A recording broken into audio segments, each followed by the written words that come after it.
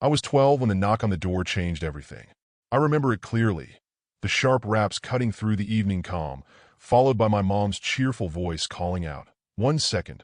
I was on my bed, math homework sprawled around me, barely glancing up as she went to answer it. When the door opened, the sound of low voices filtered into my room. I assumed it was a delivery or a neighbor.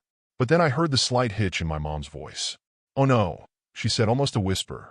Curious, I slipped off the bed and padded to the hallway. By the time I reached the doorway, I could see her standing there, pale and clutching the edge of the door. A police officer was speaking in hushed tones, his hat held respectfully in his hands. My mom didn't cry. She just nodded slowly, like her body was too stunned to respond. I didn't fully understand what was happening until she turned, saw me, and said in a voice I'll never forget, "Sam, your dad's been in an accident. He didn't make it." Losing Dad was a shock, but we still had each other, Mom and me, our little team. Life went on, even though it felt like the colors were dulled, the edges blurred. Then 6 months later, it happened again. I was in my room, back to homework as usual, when the knock came. This time, I didn't wait to investigate. I walked down the hall, saw the same officer at the door, and felt the same chill wash over me. He looked at me with sad eyes and said words that felt both rushed and unbearably slow. "Car accident. Instantaneous. So sorry for your loss." Mom was gone. At first, I didn't cry. I just stood there, numb, as those words settled over me like a heavy blanket. My mom, my safety net, my whole world was gone. For the rest of the day, I floated in a haze, not quite able to grasp the enormity of it all. But I told myself it would be okay. Jared and Sophie would take care of me. Jared, my 26-year-old brother, had a stable marketing job and always seemed so sure of himself. Sophie, 22, was in college but close enough to home. They were busy, sure, but they were my family. Family steps up when it matters, right? The days after Mom's funeral blurred together. Jared and Sophie tried to juggle things as best as they could. Sophie would take me to school some days, although she often seemed distracted, tapping away at her phone during breakfast. Jared, who had moved back temporarily, would make dinner. A rotation of frozen pizzas and takeout that always came with a side of awkward silence. At first, I thought they were arguing about what to do next. I'd hear their hushed voices behind closed doors, catching snippets like, "I can't handle this," and "What other option do we have?" One evening, they sat me down in the living room. I had just finished eating a plate of microwave spaghetti when Jared walked in, his face carefully neutral. Sophie followed, wringing her hands. "Sam, we've been talking," Jared began, his tone overly measured, like he was delivering a presentation at work. "And we think it's best for you to stay somewhere more stable." "What?" I asked, my heart racing. "It's not that we don't love you," Sophie added quickly, avoiding my eyes. "But I'm in school, and Jared's job is really demanding. You deserve a family who can give you the attention you need." Her words hit me like a punch. "You're my family. We're still here for you," Jared said, as though he believed that made any of this okay. "But this is what's best for everyone." They made it sound noble, like they were doing me a favor. But all I could hear was, "We don't want you." A week later, I was placed in a group home. The social worker tried to explain that it was temporary, that they were working on finding me a foster family. But the moment I stepped inside, it felt permanent. The house smelled like bleach and stale food, a stark contrast to the warmth of home. The other kids gave me wary looks, each of them too wrapped up in their own pain to bother with mine. I spent my first night lying stiffly in bed, staring at the ceiling and clutching the one thing I had brought from home, a photo of me and Mom. In the picture, we were sitting on the porch, her arm wrapped around my shoulders, both of us laughing at something I couldn't remember. I stared at it until my vision blurred, biting back the scream building in my chest. I wanted to ask Jared and Sophie why they didn't want me. What was so wrong with me that my own siblings couldn't bear to keep me? But I didn't have their answers. I only had silence. When the social worker told me I'd be moving into a foster home, I didn't know what to expect. All I had were the images I'd seen in movies, cold, overcrowded houses with people who barely cared. The first family I stayed with wasn't like that, but it still wasn't home. The Grants were a couple in their 40s with 3 other foster kids in the house. They were nice enough, but there was always a sense that I was on the outside looking in. The other kids had been there longer and formed their own unspoken hierarchy. I wasn't bullied, exactly, but I wasn't included either. At night, I'd lie awake in the tiny bedroom I shared with another boy, staring at the glow-in-the-dark stars someone had stuck to the ceiling years ago. I'd wonder if Jared or Sophie were thinking about me. I'd wonder if I'd ever feel like I belonged anywhere again. After about 6 months, the Grants decided they couldn't take in another kid long term, so I was moved to another home. That's when I met the Thompsons. They were older, probably in their late 50s, and their house was quiet in a way that felt calming instead of suffocating. The Thompsons didn't try to fill the silence with forced conversations or awkward reassurances. They just let me be. Mrs. Thompson would leave snacks on the kitchen table when I came home from school. Plates of cookies or bowls of pretzels, always with a note that said, "In case you're hungry." She never asked if I liked them or wanted more. She just left them there. Mr. Thompson was practical and patient. One weekend, their car broke down in the driveway, and he called me outside to help. "You ever change a tire before?" he asked, holding up a wrench. I shook my head. "Well," he said, gesturing for me to join him. "No time like the present." It wasn't a monumental moment.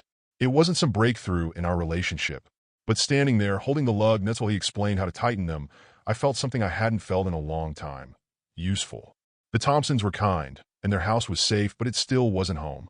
I couldn't shake the feeling that I was just passing through, that no matter how much they cared, they weren't mine. And they weren't Mom. Jared and Sophie, meanwhile, drifted further and further away. At first, Jared would call every few weeks, his tone clipped and businesslike, as if he were ticking something off his to-do list. "How's school?" he'd ask. "You doing okay?" The conversations never lasted more than a few minutes. By the end of the first year, the calls stopped altogether. Sophie was slightly more consistent, but only barely. She sent the occasional holiday card, generic ones with glittery trees or cartoon snowmen, and a scribbled note. "Hope you're doing well. Love, Sophie." The cards never included details about her life. No mentions of her job, her friends, or even her address. It felt more like an obligation than a genuine effort to stay connected. By the time I turned 15, I stopped trying to reach out. I deleted Jared's number from my phone, stopped checking the mail for Sophie's cards. If they didn't want me in their lives, I wasn't going to beg. But their absence left scars. I'd sit in my room at the Thompsons' house, looking at old photos from before everything fell apart. Jared grinning in his college graduation cap. Sophie holding me on her lap at my 5th birthday party. They look happy. We all did. I'd wonder what had changed. Was it me? Was I too much of a burden? Too needy? Something about me must have made it easy for them to walk away. Those thoughts festered, becoming a quiet, constant ache that I carried with me everywhere. I didn't talk to anyone about it. Not the Thompsons, not the school counselor, not even my closest friend at school. Because deep down, I believed the answer was obvious. Whatever the reason, I wasn't worth staying for. High school was an exercise in survival.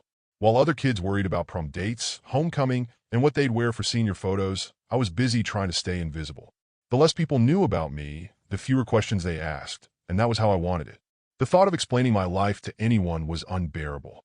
How would I even begin? Oh, my parents died and my siblings decided I wasn't worth the trouble. So here I am, just another foster kid trying to make it through high school. No thanks.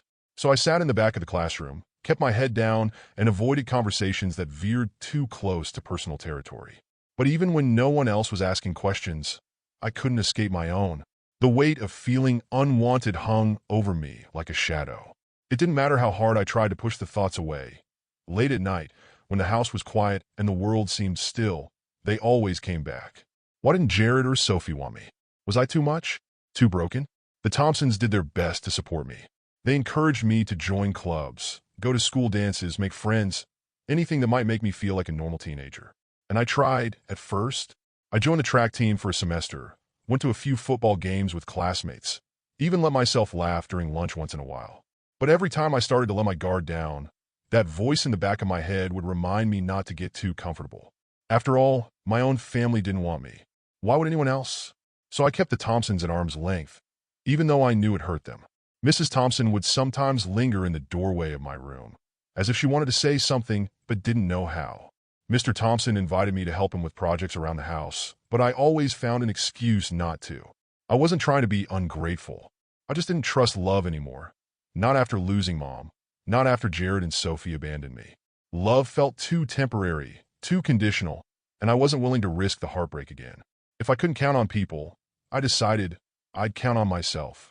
I threw myself into my grades, spending hours at the library with textbooks and practice tests.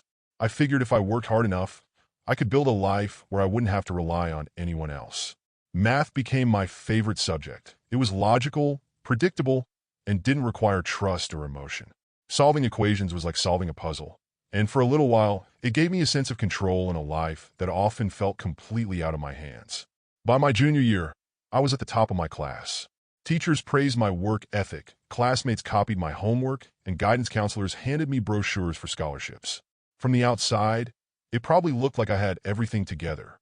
But on the inside, I felt like I was walking a tightrope, balancing between the fear of being forgotten and the determination to prove I didn't need anyone. The Thompsons were there on graduation day, clapping and cheering as I walked across the stage to accept my diploma. Mrs. Thompson even cried, dabbing her eyes with a tissue while Mr. Thompson gave me a proud thumbs up. I smiled at them, genuinely grateful for everything they'd done, but I couldn't shake the feeling that something was missing. As I looked out at the crowd, scanning the faces for people who mattered, I knew Jared and Sophie wouldn't be there. They hadn't even sent a card. That night, as I packed up my room in the Thompsons' house, getting ready to move into a tiny apartment near the community college I'd enrolled in, I thought about the life I was leaving behind. The Thompsons had been good to me, better than I probably deserved, but I still felt like a visitor in their world. Now, for the first time, I'd be truly on my own. I told myself I was ready. After all, if Jared and Sophie had taught me anything, it was that relying on other people only led to disappointment. If I was going to build a life, I'd have to do it by myself. When I turned 18, the foster system handed me a folder with my paperwork and wished me good luck. No fanfare, no big send-off, just a reminder that I was officially on my own. It wasn't a surprise. I'd been preparing for this day for years, squirreling away every dollar from part-time jobs and obsessively planning how I'd manage. Still, the reality hit hard when I moved into my tiny studio apartment, staring at the bare walls and thinking, this is it. This is my life now. The apartment was nothing special. Cracked linoleum floors, a leaky faucet that dripped no matter how tightly I turned the handle, and a faint smell of mildew that I could never fully get rid of. But it was mine. For the first time, I had a space that was entirely under my control. No foster siblings leaving their messes in the shared bathroom. No caseworkers showing up unannounced. No reminders that I was living in someone else's house. That first night, I sat on the secondhand futon I'd picked up from a thrift store, eating instant ramen out of the pot because I didn't have bowls yet. It wasn't glamorous, but it felt like a victory. The next few years were a blur of hard work and exhaustion. I juggled 2 part-time jobs, one as a cashier at a grocery store, the other bussing tables at a diner, while taking night classes at the local community college. My schedule was relentless. I'd wake up before dawn to catch the bus to my first job, spend 8 hours on my feet, rush to class in the evening, and then head to the diner for a late-night shift. By the time I got home, it was usually past midnight, and I'd collapse in a bed, too tired to think about anything beyond getting up and doing it all again the next day. It wasn't easy. There were nights when I questioned if it was worth it, when the loneliness and exhaustion felt unbearable. But every time I thought about giving up, I remembered the way Jared and Sophie had walked away from me. I wasn't going to let their choice define my life. If they didn't think I was worth the effort, I'd prove them wrong. Slowly, piece by piece, I started to rebuild. I made friends at school, people who didn't care about where I came from or what I'd been through. There was Leah, who always shared her notes when I couldn't keep up in class, and Marcus, who made me laugh with his terrible impressions of our math professor. They became my anchors, my chosen family, and for the first time in years, I felt like I belonged somewhere. The spark of hope I'd buried long ago started to flicker back to life. One night, after finishing a grueling shift at the diner, I sat on the stoop outside my apartment, watching the city lights flicker in the distance. It wasn't much, just a cheap apartment, a few friends, and a shaky plan for the future. But it was more than I'd ever expected to have. For the first time, I allowed myself to imagine a life beyond survival. A life where I wasn't defined by what I'd lost or who had left me behind. Maybe I wasn't there yet, but I was building something. And that was enough. It was a Wednesday afternoon, just like any other. I had finished a shift at the grocery store and was sprawled out on my futon, scrolling aimlessly through emails and trying to muster the energy to tackle my homework. Most of the messages were spam, sales at stores I couldn't afford, notifications from old mailing lists I hadn't unsubscribed from. But then I saw it. The subject line read, "Hey Sam, it's been a while." I stared at it, my heart pounding in my chest. The sender was Sophie. I clicked on the email, the words blurring as I read them for the first time. Then again, "Hey Sam, I hope you're doing well. I've been thinking about you a lot lately and wanted to reach out. It's been too long, and I really regret how things ended between us. Jared and I were talking the other day, and we'd love to catch up with you. We've missed you and want to make things right. Let me know if you'd be open to meeting up sometime. We'd love to hear how you're doing. Love, Sophie. Her tone was casual, as if she were an old friend reconnecting after a few months, not the sister who had abandoned me when I needed her most. The mention of Jared stung even more. It had been nearly 8 years since I'd last heard from either of them, and now, out of nowhere, they wanted to catch up. I closed my laptop, my hands trembling. That night, I lay awake, staring at the ceiling. Memories I tried to bury came rushing back. Jared and Sophie sitting me down to tell me they couldn't take care of me, the loneliness of my first nights in foster care, the deafening silence after their calls and cards stopped. Now they want to back in. Why? Guilt? Curiosity? I thought about replying, crafting scathing responses in my head. Oh, now you care? Where were you when I was 12, crying myself to sleep in a group home? Or maybe something shorter, too little, too late. But in the end, I didn't reply. Not because I didn't have anything to say, but because I realized I didn't owe them an explanation. They had made their choice all those years ago, and I wasn't going to let them waltz back into my life as if nothing had happened.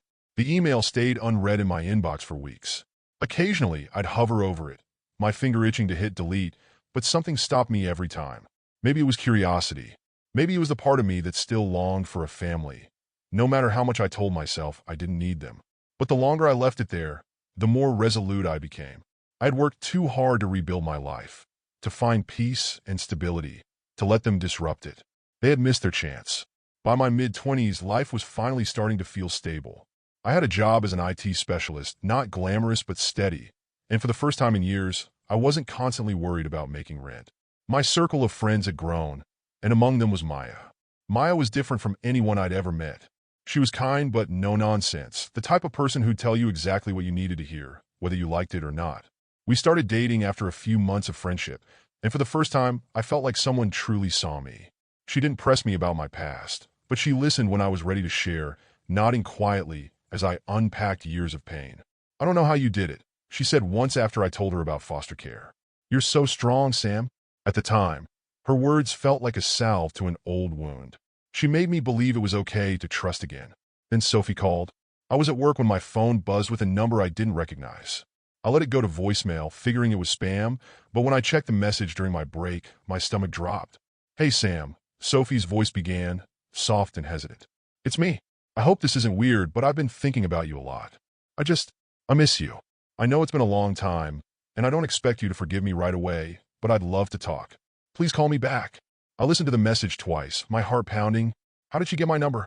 I hadn't spoken to her since her email years ago, and I hadn't responded to that. There was no way she could have just stumbled upon my contact information. When I got home that evening, I confronted Maya. Did you give Sophie my number? I asked, holding my phone in front of her. Her expression shifted immediately, guilt mixed with defensiveness. I was going to tell you, she said, setting down the book she'd been reading. She reached out to me a couple of weeks ago. She said she was trying to reconnect with you, but didn't know how to get in touch. My chest tightened. And you just gave it to her? Without asking me? She's your sister, Sam, Maya said, her voice calm but firm. She sounded sincere. You thought what? I interrupted, anger rising in my throat. That you knew better than me? That you had the right to decide who gets access to me. She's your family, Maya said, emphasizing the word like it was supposed to mean something to me. She told me how much she regrets what happened, how much she's missed you. Don't you think it's worth hearing her out? They had 8 years to make things right. I snapped, my voice louder than I intended.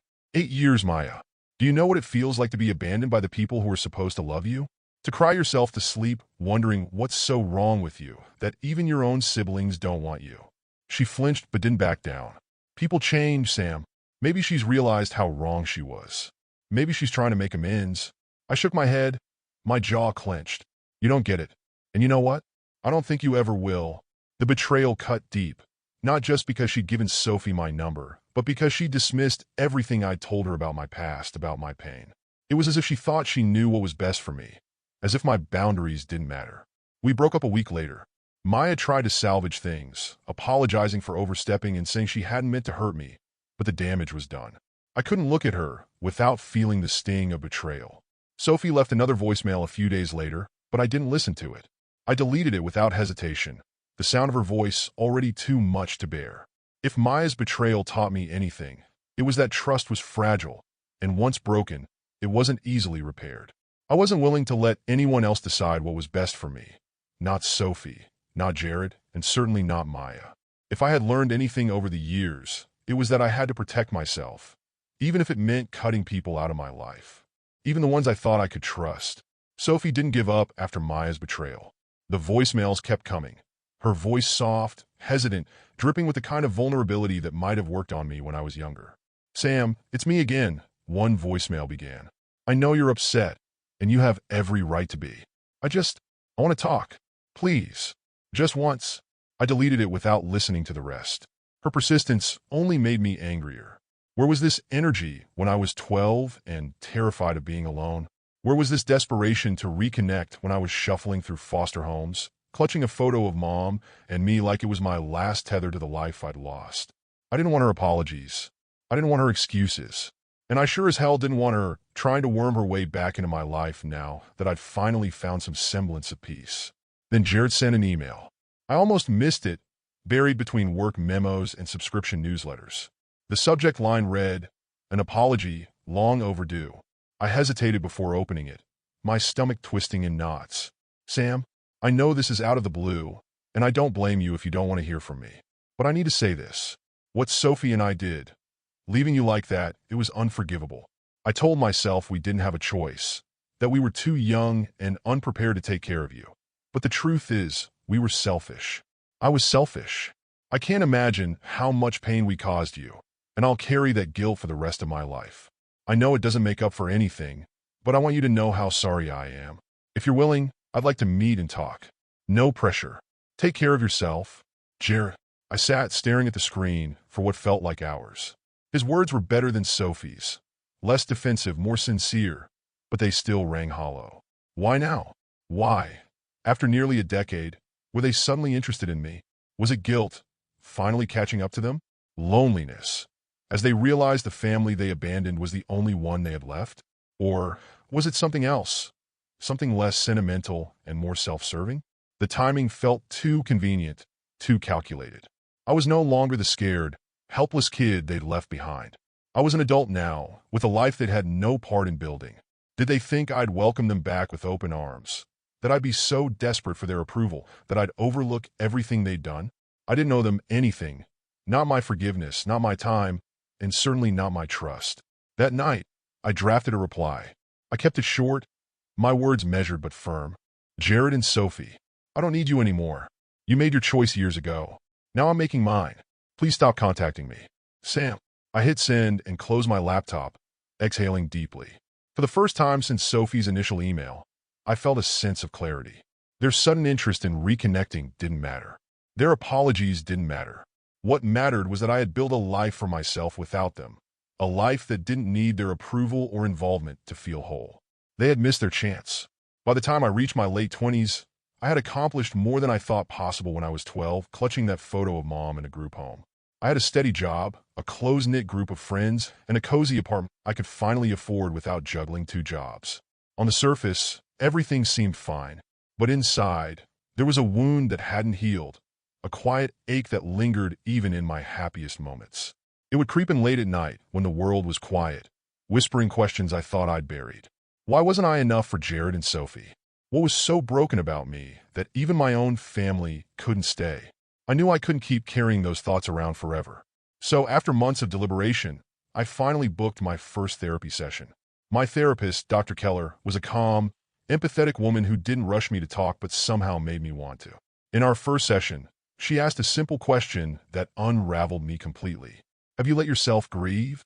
"Grieve?" I blinked at her, confused. I cried when Mom died. Isn't that the same thing?" She shook her head gently. "Grieving isn't just about crying. It's about acknowledging the loss fully. Loss is plural in your case. Your mom, your sense of safety, your siblings as you knew them. Have you given yourself space to feel all of that?" I didn't answer right away, but her words stayed with me long after the session ended. Over the next several months, therapy became a lifeline. Slowly, I began to unpack the pain of my childhood, the heartbreak of losing Mom, the anger and confusion of being abandoned by Jared and Sophie, the shame I'd carried for years, thinking their choice was somehow my fault. Dr. Keller helped me see that Jared and Sophie's decisions had nothing to do with me and everything to do with them. They were young, overwhelmed, and ill-equipped to handle the responsibility of raising a grieving child. Their failure wasn't a reflection of my worth. It was a reflection of their limitations. For the first time, I let myself grieve, not just for Mom, but for the siblings I'd lost, the family I'd never really had. I allowed myself to feel the anger I'd repressed, the sadness I'd buried, and even the longing for a connection I knew might never come. It wasn't easy. There were days when I left therapy feeling worse than when I arrived, my emotions raw and unmanageable. But there were also moments of clarity, little flashes of peace that made the struggle worth it. One day, after a particularly emotional session, I went home and found the old photo of Mom and me, the one I'd clung to during my first nights in foster care. For years, it had been a symbol of loss, a reminder of everything I'd never get back. But that evening, as I looked at her smile, I felt something different: gratitude. Gratitude for the years I did have with her, for the love she gave me, for the strength she instilled in me that carried me through everything that followed. That night, I let myself cry, not the angry, frustrated tears I'd cried as a kid, but tears of release. It felt like letting go of a weight I'd carried for far too long. Closure didn't come all at once, and it didn't erase the scars. But it gave me the freedom to stop looking back and start moving forward. For the first time in my life, I wasn't defined by what I'd lost. I was defined by what I'd built and what I still had ahead of me. In my 30s, life feels different, lighter. The weight I carried through my teens and 20s, the gnawing need for answers and closure, is mostly gone. In its place is something quieter but stronger: peace. My days are filled with things I never imagined I'd have: joyful friendships, meaningful work, and a home that truly feels like mine. It's a small, sunlit apartment with a soft couch where friends gather on weekends, shelves stacked with books I've collected over the years, and a kitchen where I cook not just to eat but to unwind. It's the kind of life I used to think was out of reach. When I wake up in the morning, I don't feel like I'm fighting to survive anymore. I feel like I'm living. A big part of that is the people I've surrounded myself with.